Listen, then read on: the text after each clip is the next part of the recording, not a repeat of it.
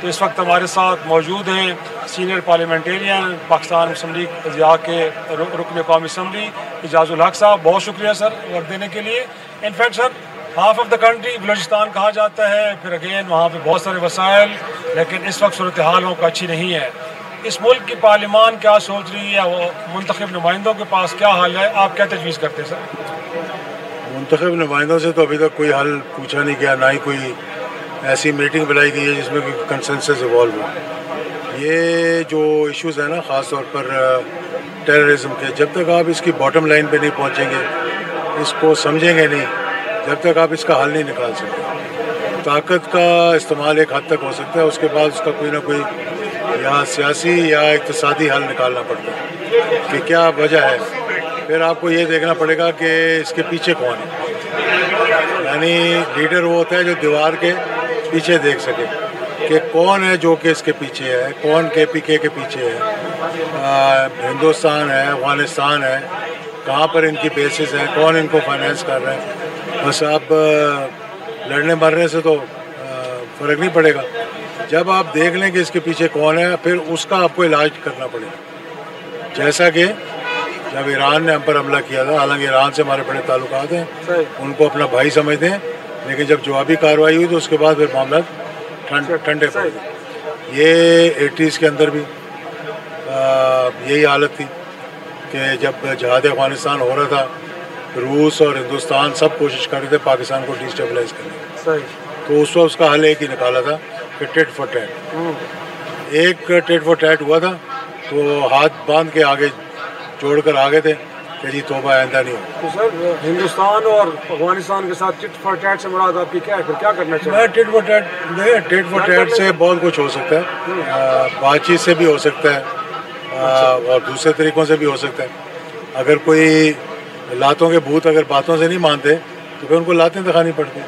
تو پاکستان متحمل ہے کہ اتنے بڑے ممالک کے ساتھ؟ پاکستان دیکھیں, پاکستان متحمل تو ہے بالکل. میں نہیں کہہ رہا کہ آپ جا کے کوئی جنگ چھیڑ دیں, ٹھیک ہے, میں کہہ رہا ہوں ان کو بیٹھ کے سمجھائیں. ٹھیک ہے. اگر نہیں سمجھتے تو پھر آپ کے پاس بہت سے طریقے ہیں جس کا میں اظہار نہیں کرنا چاہتا. یہ جنہوں نے کرنا ہے ان کو معلوم ہے کہ کون سے طریقے ہیں ان کے پاس. لیکن یہ صرف بیرونی مداخلت معاملہ ہے یا بلوچستان کے اندر احساس محرومی ہے جو کہ جسٹیفائڈ ہے, وہاں اس طرح کی ترقی نہیں ہوئی جو ریسٹ آف دا کنٹری میں ہوئی ہے؟ ایک تو یہ ہے کہ بلوچستان کے اندر جو ڈیولپمنٹ ہو رہی ہے, جو پیسے ان کو دیے جا رہے ہیں وہ خرچ نہیں ہو رہے. پہلی بات یہ. کہاں جا رہے ہیں سر؟ جیبوں میں جا رہے ہیں. اچھا. لیڈرشپ کی جیبوں میں جا رہے ہیں, منتخب نمائندوں کی جیبوں میں جا رہے ہیں. ڈیولپمنٹ کے پروگرام ان کو دیے جاتے ہیں اربوں روپے کے, زمین پہ کچھ لگتے ہی نہیں. تو جب تک اس چیز کو نہیں روکیں گے, 11 سال تک جنزول شہید کا دور رہا, اس سے ان کے آنے سے پہلے ایک بہت بڑی انسرجنسی چل رہی تھی افغانستان کے اندر, آپ کو معلوم ہوگا. پرو ریٹا بیسس پہ اتنی فوج وہاں پہ تعین تھی جتنی پاکستان کی فوج کا حجم تھا اس وقت, اس کے مطابق اتنی فوج وہاں پہ تھی. لیکن کیا وجہ ہے, اس چیز کو اسٹڈی کرنے کی ضرورت ہے کہ کیا سٹیپس اٹھائے گئے تھے جس سے وہاں پہ اگلے 11 سال تک اتنا امن تھا کہ جہاں آپ جائیں بغیر سیکورٹی کے آپ جا سکیں. اور سب سے سیکیور علاقہ جو ہے پنجاب سے زیادہ, ٹرائبل ایریا سے زیادہ, وہ بلوچستان تھا. تو کیا وجہ ہے کہ آج وہ سب سے زیادہ دہشت گردی وہاں پہ ہے؟ یا سب انفیکٹ کہا یہ جاتا ہے کہ سیاستدانوں کے ہاتھ میں کچھ ہے نہیں, ادارے اس معاملے کو دیکھتے ہیں, وہ ایک سیکورٹی پروونس ہے, وہاں پہ سیاستدانوں کو تو پوچھا نہیں جاتا. تو یہ گرا جائز ہے پارلیمان میں بیٹھے لوگوں کا؟ یہ نااہلیت ہے. اچھا. یہ گلا جائز نہیں ہے. ہر ملک کے اندر جو سیکورٹی کے ادارے ہوتے ہیں وہ ان کے ساتھ تعاون کرتے ہیں. اگر آپ کا اپنا ویژن ہے, آپ اپنی پالیسی بنا سکیں, کیوں نہیں حکومت نے ابھی تک کوئی کنسنسس ایوالو کیا دہشت گردی کے خلاف؟ مطلب ایک میٹنگ ہوئی, فوج نے کروائی, نیشنل اسمبلی کے اندر ہوئی, اس کے بعد کیا فالو اپ ہوئی؟ کتنی دفعہ وزیر اعظم بلوچستان گئے, کتنی دفعہ وزیر اعظم KPK میں گئے, کتنی دفعہ وہاں کے حکومتوں کو بلا کر ساتھ بیٹھے اور ان سے پوچھا جی ہم حل نکالیں. جب آپ کورم سے لے کر اور ہر چیز ان کے حوالے کر دیں گے تو پھر آپ کے ہاتھ میں تو کچھ نہیں رہے گا. لیکن اس سے پہلے ہم نے دیکھا ہے کہ آغاز حقوق بلوچستان یا میاں نواز شریف کل بھی میں نے انگیج کیا ہے بلوچ رہنماؤں کو, آپ کو لگتا ہے کہ یہ انگیجمنٹ کو بھی کوئی ڈفرینس ڈال سکتی ہے چیزوں کو حل کرنے میں کہ نہیں؟ معاملہ ہی انگیجمنٹ سے حل ہوگا. بیٹھیں ان کے ساتھ, ان سے بات کریں. یعنی ہم جیسے لوگ جن کا تعلق ہے ان کے ساتھ, ہم ایک پولیٹیکل پارٹی کو ریپرزینٹ کرتے ہیں, ہم حکومت کے ساتھ ہیں, تو ہمیں جب بلا کے نہیں پوچھ رہے تو ان کو کیسے انگیج کریں گے؟ آپ بتائیں. صحیح. عبدالمالک بلوچ تو ہمارے ساتھ ہے نا یہاں پہ. جی جی, ان کی جماعت جو ہے وہ ہمارے ساتھ ہے یہاں. بالکل ایسے اتحادی ہے, وہ ہمارے ساتھ بیٹھتے ہیں, تو ان کے ساتھ ملاقات سے کوئی مسئلے کا تو حل نہیں نکلے گا نا. اختر مینگل سے ملیں, دوسروں سے ملیں. اور آپ کے خیال میں جو ان کی ڈیمانڈ جسٹیفائڈ ہے, وہ مسنگ پرسنز ہو یا وہاں پہ اثاثے محرومی ہو؟ دیکھیں یہ سارے ایشوز جو ہیں یہ گیمکس ہیں. اچھا, گیمکس ہیں, یہ ایشوز ہیں. پیچھے اس کے جو ہے جب تک ادھر نہیں پہنچیں گے آپ, جب تک آپ اس مسئلے کا حل نہیں نکال سکتے. صحیح. یہی بات ہے, جس طرح ٹی ٹی پی کہاں سے, ان کی بیسس کہاں ہے, کیوں ہے, سب سے بڑی بات ہے کوشچن مارک ہے کیوں ہے. ٹھیک ہے. جب آپ کے افغانستان کے ساتھ اتنے تعلق ہیں کہ آپ وہاں جا کر بیٹھ کے بات کر سکتے ہیں. کتنے فورن منسٹرز نے ہمارے افغانستان کا دورہ کیا پچھلے جتنے سال لینے آپ لے لیں.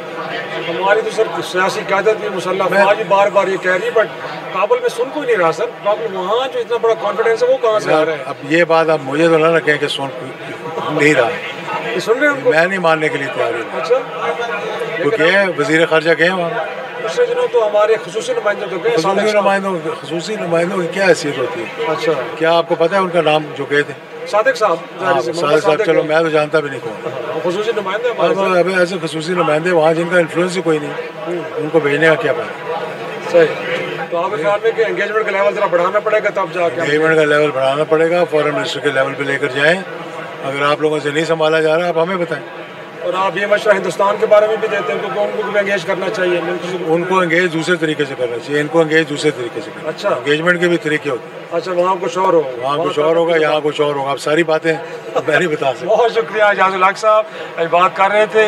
اب ہم کوشش کریں گے کچھ اور سیاسی جماعتوں سے بھی بات کریں, ان سے بھی پوچھیں کہ بلوچستان پاکستان کے لیے ایک لائف لائن ہے, اس میں کوئی شک نہیں ہے, اور اس صوبے میں امن کو کیسے واپس لوٹایا جائے اور وہاں پہ ناراض لوگوں کی ناراضگی کو دور کرنے کے لیے کیا سٹیپس لینے چاہیے. کچھ اور سیاسی جماعتوں سے گفتگو کریں گے. بلوچستان پہ بات ہو رہی ہے, بلوچستان میں امن کو کیسے واپس لوٹایا جائے, ناراض لوگوں کی ناراضگی کیسے دور کی جائے. تو اس وقت ہمارے ساتھ موجود ہیں سحر کامران صاحبہ کہ جو تعلق پاکستان پیپلز پارٹی سے, اس جماعت سے جو اس وقت وہاں پہ حکومت میں ہے. گویا کہ حکومت بھی پیپلز پارٹی کی ہے. بہت شکریہ وقت دینے کے لیے. انفیکٹ بہت بڑا سوال, کئی دہائیوں سے بلوچستان میں امن کو کیسے لوٹایا جائے, وہاں پہ لوگوں کی ناراضگیاں کیسے دور کی جائیں. ہاف آف دا کنٹری, آدھا ملک ہے وہ, تو پیپلز پارٹی تو اس وقت وہاں پہ لیڈنگ رول میں ہے.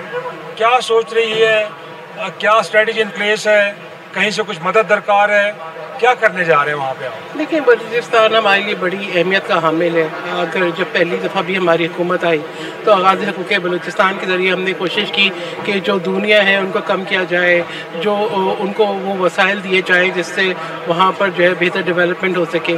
اس کے دو ڈائمینشنز ہیں. ایک ڈائمینشن لوکل ہے, ڈومیسٹک ہے, جہاں پہ لوگوں کی ناراضگی بھی ہے اور ڈسٹرس بھی ہے. دوسرا ڈائمینشن جو ہے وہ ایکسٹرنل ہے, جہاں پہ ہم دیکھتے ہیں انسرجنسی بھی ہے.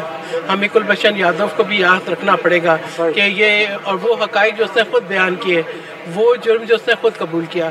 تو ہمیں یہ پتہ ہے کہ ہمیں سرحد پار سے بھی جو ہے دراندازی ہوتی ہے, تو یہ کارروائیاں ہوتی ہیں. تو ہمیں اس کو بھی سامنے رکھنا ہے کہ جو ہے اصل عوامل کیا ہے. ایک طرف تو لوگوں کی کچھ جو ہے غلط فہمیاں یا ناراضگیاں ہوں گی, دوسری بات یہ لوگوں کو انسائٹ کرنے والے جو ایلیمنٹس ہیں وہ بھی ایک منظم طریقے سے کام کر رہے ہیں. تو اس میں ہماری سیکیورٹی فورسز بھی روزانہ اپنی کچھ جانوں کا نذرانہ دے رہی ہیں, سرحدوں کی حفاظت کر رہی ہیں. لیکن جو اصل ایشو ہے کہ ہم ڈومیسٹک ٹرسٹ کیسے ون کریں, اس کا ایک واحد طریقہ یہ ہے کہ ایک لارجر ڈائلاگ سب کو لے کے بیٹھ کے بٹھانا ہوگا, بات کرنی ہوگی. صدر مملکت آصف علی زرداری جو ہے وہ ابھی بھی چند دن پہلے بھی وہ بلوچستان گئے تھے اور انہوں نے وہاں پہ کوشش یہ کی تھی کہ تمام جو ہے سیگمنٹ آف سوسائٹی سے ملیں اور دیکھیں. یہ ایک لمبا پروسیس ہوگا, ایک کنٹینیوٹی کے ساتھ ہوگا, اور اس کے اندر ہمیں جو ہے جو ایٹ لیسٹ جو پولیٹیکل فگرز ہیں ان کو ضرور ساتھ لے کے بٹھانا ہوگا تاکہ جن کا اثر رسوخ ہے جو انفلوئنشل ہے وہاں پہ، تاکہ اب تک پھر کیوں نہیں کیا گیا؟ اگر آپ سمجھتے ہیں کہ ایسے ہی حال ہے تو پھر کیوں نہیں؟ یہ ایک پروسیس تو ڈیفینیٹلی جاری ہے، ٹھیک ہے. ایک طرف ہماری کوششیں بھی جاری ہیں، دوسری طرف جو ہے انسرجنسی بھی جاری ہے، دوسری طرف فورن انوالومنٹ بھی جاری ہے، وہ بھی ایک دن میں یہ ہوا نہیں ہے. تو اب ان تمام عوامل کو لے کے ڈیفینیٹلی چیلنجز بہت زیادہ ہیں اور کوشش ہو بھی رہی ہے. ہم یہاں پہ بھی پی ٹی آئی کو آپ دیکھیں، ہم یہ کہتے ہیں کہ آپ جو ہے بیٹھیں، ان ایشوز پہ بات کریں. ہم جو ہے جو بلوچستان کے جو ممبرز ہیں وہ ہمارے ساتھ بھی ہیں، بعض اتحادی وہ بھی بات کرتے ہیں. لیکن اگر آپ اوور آل ڈائنمکس دیکھیں نا تو بہت پولرائزیشن ہے سوسائٹی میں. وہ تو اپنی جگہ پہ ہے، لیکن اگین یہ کہہ دینا بڑا آسان ہوتا ہے کہ بیرونی مداخلت ہے اس لیے حالات گڑبڑ ہیں. لیکن جب آپ وہاں پہ خوشحالی کے پہیہ چلا دیں گے، جب لوگوں کو روزگار ملے گا، ان کی زندگی خوشحال ہوگی. تو ہم نے تو دیکھا کہ دنیا میں کہیں بھی خوشحالی ہو تو انویٹرز کو وہاں پہ انوائٹ تو نہیں کیا جاتا، ان کو ویلکم نہیں کیا جاتا. تو کم از کم اس بات کو تو تسلیم کرنا چاہیے کہ وہاں پہ محرومیاں ہیں، لوگوں کے مسائل ہیں جن کو حل نہیں کیا گیا. تب جا کے کہیں بیرونی طاقتوں کو بھی موقع ملا وہاں پہ آگے کچھ کرنے کا. دیکھیے محرومیاں، غربت، یہ تو پورے ملک پہ آپ کو ہر جگہ پہ ملے گی. ایلیٹس بھی ملیں گے اور یہ بھی ہم ڈیفینیٹلی انفراسٹرکچر اس طریقے سے ڈیولپ نہیں ہوا. نہیں انفراسٹرکچر اس طریقے سے ڈیولپ نہیں ہوا کیونکہ رقبہ بڑا ہے، ٹھیک ہے، اسکیٹرڈ جو ہے وہ کمیونٹی ہے تو اس کے اندر وہ نہیں ہوا. ڈیفینیٹلی چیلنج بہت زیادہ ہے اور ہونا چاہیے تھا. میں تو بہت اس کو پرزور اس کے اندر الفاظ میں کہوں گی کہ اگر یہ جو چائنا پاکستان اکنامک کوریڈور کے جو ریسورسز ہیں، اگر یہ موٹر ویز ہم پورٹ سٹی گوادر سے ڈیولپ کر دیتے، وہاں سے بن جاتے تو آج پورے پاکستان کی قسمت بدل جاتی. یہ بھی ایک ہمارا المیہ ہے کہ ہمارے ملک کے ریسورسز جو ہے وہ ایک صوبے پہ لگ جاتے ہیں. لیکن یہ کہنا کہ جو ہے وہاں پہ جو ہے لوگ صرف محرومی کی وجہ سے کر رہے ہیں. آپ یہ وہ دیکھیں کہ وہ جو ہم نے خود کچھ بمبار دیکھے ہیں، ہم نے وہ جو خواتین دے آر ویل ایجوکیٹڈ، ایسی بھی ہیں جو برات یافتہ تھیں، ایسے بھی تھے جنہوں نے جو ہے وہ اسکالرشپس لی ہیں، جو کہ یونیورسٹی میں تھے، جو کہ تعلیمی یافتہ تھے. تو یقیناً ان کے اوپر کوئی نہ کوئی جو ہے انفلوئنس ہے کسی نہ کسی کا، جس کے جو ہے وہ انفلوئنس کے اندر وہ اس قسم کی جو ہے وہ انسائٹمنٹ والی ایکٹیویٹیز میں یا وائلنس والی ایکٹیویٹیز میں رہتے ہیں. کراچی یونیورسٹی میں جو اٹیک ہوا تھا چائنیز پہ، پھر اگر گوادر پورٹ میں ڈیولپمنٹ ہوتی ہے تو اس کا فائدہ تو بلوچستان کو ہوتا ہے. اسی طریقے سے جو لوگ یہاں سے جاتے ہیں مزدوری کرنے کے لیے، آپ چن کو ان کے آئیڈینٹی کے بنیاد پہ آپ مارتے ہیں کہ یہ پنجابی ہے، یہ غیر بلوچی ہے. یہ بھی تو دیکھیں نا، اس ایلیمنٹ ان چیزوں سے چیزیں مزید کمپلیکیٹڈ ہو رہی ہیں. یعنی اگر آپ نفرت، کیا کتنے بلوچی کیا پنجاب میں اور سندھ میں آباد نہیں ہیں، خوش و خرم رہ رہے ہیں، ٹھیک ہے. اگر میں یہ کہوں کہ میں تو خود بھی بلوچ ہوں، میرے فادر جو ہے وہ اشعری بلوچ تھے. تو بس یہ کہ لیکن بلوچوں کا قلعہ یہ ہے کہ اگر 1% لوگ ایسے ہیں کہ جو بیرونی طاقتوں کے اعلی کار بنے ہیں، بٹ آپ سب کو ایک لائن میں کھڑا کر دیں گے تو کہتے اس میں تو ہمیں پھر بڑا افسوس بھی ہوتا ہے. کہتے اور لوگ دیکھیں، میں کہتی ہوں اگر آپ جو ہے ان لوگوں سے بات چیت کر لیتے ہیں، ان لوگوں کو چھوڑ دیتے ہیں جو کہ باہر سے آئے ہیں، جو کہ آپ کے بچوں پہ حملے کرتے ہیں، تو پھر اپنے لوگوں کو تو گلے سے لگانا چاہیے، اپنے لوگوں سے تو ضرور بات چیت کرنی چاہیے. تو میں نے یہ کہا نا کہ پولیٹیکل لیڈرشپ چاہے وہ کوئی بھی ہو، چاہے وہ حکومت کی اتحادی ہو، چاہے وہ حکومت کی مخالف ہو، اس کے ساتھ بیٹھنا جو ہے بہت ضروری ہے. اور ایک لارجر ڈائلاگ بہت ضروری ہے کہ آپ جتنی مرضی انویسٹمنٹ کانفرنسز کر لیں، آپ جتنی مرضی جو ہے وہ منرل کی جو ہے وہ کانفرنسز کر لیں، جب تک آپ کی ان علاقوں میں امن نہیں ہوگا، ٹرسٹ نہیں ہوگا، تو میں نہیں سمجھتی نہ کوئی انویسٹر آئے گا یا یہ آپ کے انیشیٹو کامیاب ہو سکتے ہیں. ابھی تک تو ہم ہر انیشیٹو کے اوپر دیکھ رہے ہیں کہ کہیں نہ کہیں جو ہے کشیدگی ہے، محرومیاں ہے، کینال کے ایشو پہ سندھ کے اندر ہے، ٹھیک ہے. اسی طریقے سے جو ہے اب ہمیں بلوچستان کی صورتحال کو دیکھ رہے ہیں، کچھ نہ کچھ ہمیں سیکھنا چاہیے اور ریسورسز کی equal allocation is very important. لیکن اگین کال انیشیٹو لیا ہے میاں نواز شریف صاحب نے، بلوچ رہنماؤں کو بلایا تو پیپلز پارٹی اس انیشیٹو کو ویلکم بھی کرتی ہے، اس کو سپورٹ بھی کرتی ہے. دیکھیں بات یہ انیشیٹو تو جو ہے وہ بلاول بھٹو زرداری نے بھی لیا، انیشیٹو تو صدر مملکت آصف علی زرداری نے بھی لیا.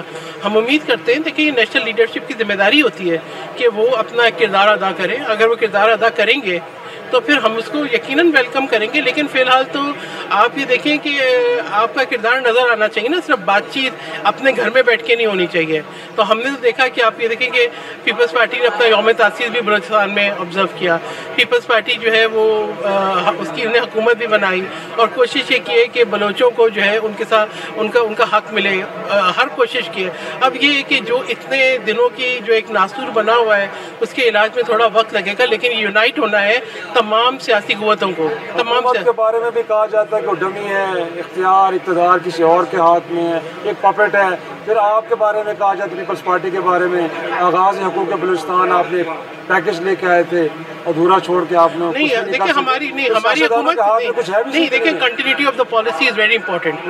ہم لے کر آئے, ہمارے کے بعد اس کو کنٹینیو رہنا چاہیے تھا. مسئلہ یہ ہے کہ آپ سیاسی مخالفت کے اندر ہر پالیسی پہ ایک یو ٹرن لے لیں, اس کو جو ہے اگنور کر دیں, تو ہم کیسے آگے چلیں گے؟ دیکھیں ایک راستہ جو ہے وہ سامنے ایک ڈائریکشن طے ہوتی ہے, اس ڈائریکشن پہ آگے بڑھنا پڑتا ہے.